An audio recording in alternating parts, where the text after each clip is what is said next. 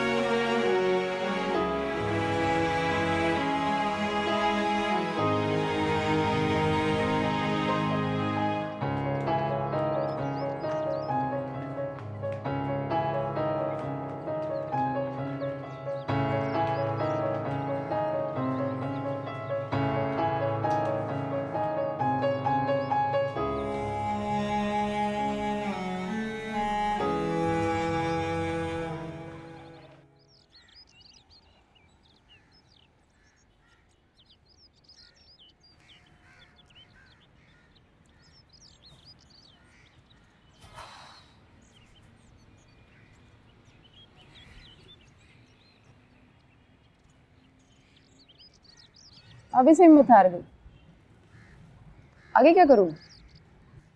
कोई मेरी बात नहीं सुनता, सब मेरी बात का मजाक उड़ाते हैं। अरे, कोई चैंपियन वाला एटीट्यूड थोड़ी है।